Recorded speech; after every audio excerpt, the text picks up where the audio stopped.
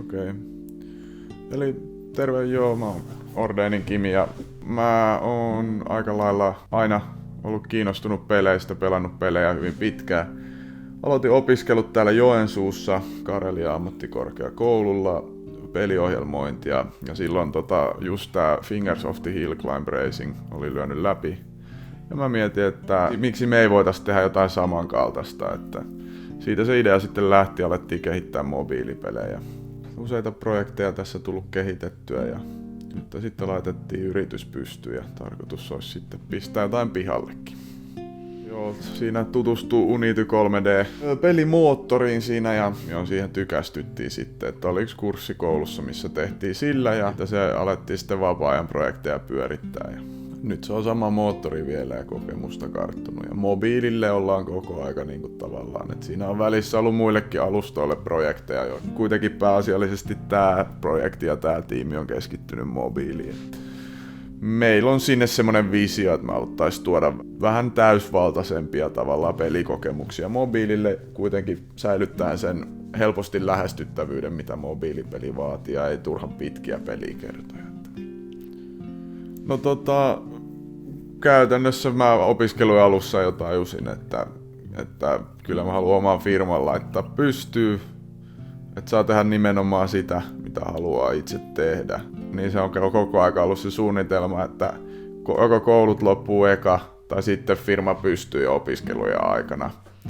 Et se on ollut siellä taustalla koko aika, että ei me vaan lähdetty kehittämisen ilosta, vaan kyllä meillä oli niinku koko aika siellä taustalla pitkäkestoisempi suunnitelma, mitä me lähdetään toteuttaa. Et porukka vähän muuttunut matkan varrella, mutta kuitenkin nyt ollaan tässä pisteessä, että kohta saadaan ensimmäinen peli pihalle. Ja pitkään tässä on väännetty, mutta ei tässä olla aika vielä alussa tässä prosessissa. Nyt alkaa taas tavallaan sitten uusi matka tai yrityksen muodossa. No siis niitä on ollut erittäinkin paljon.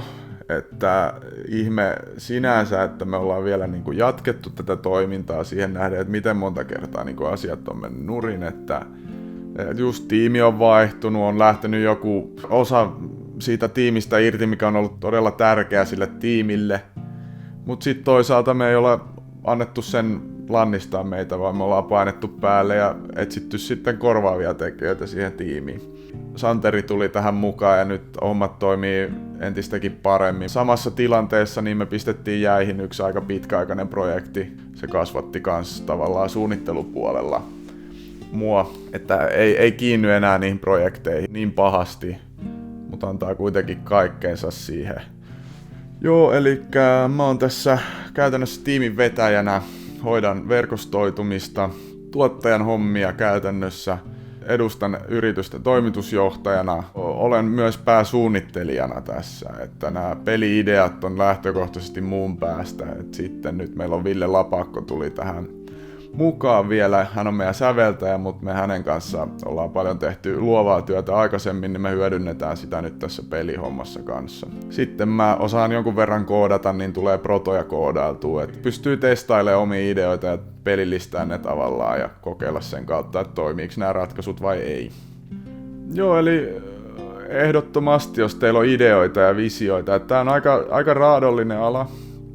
Että täällä, jos katsoo pelkkiä tilastoja, niin sehän on aika masentavaa, kuinka monet peliprojektit tekee tappiota, mutta siihen on joku syy, miksi nämä ei pysty saavuttamaan niin kuin sitä tilaa. Ja todennäköisesti tuote on huono tai markkinointi on toteutettu huonosti tai jotain vastaavaa. Et jos teillä on idea, niin ehdottomasti lähtekää kehittää sitä ja pyrkikää saamaan se jonkunnäköiseen pakettiin. Ja mun mielestä tärkeintä on, että tehkää niinku hyviä pelejä, että siitä se lähtee se homma. Et aloittakaa jostain, minkä te mahdollisesti voitte saada valmiiksi, et ei mitään liian iso kakkua aluksi.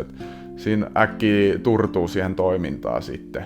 Alan muiden tekijöiden kanssa on ollut tekemisissä, niin erittäin mukavaa porukkaa ja hyvähenkinen meininki täällä. Että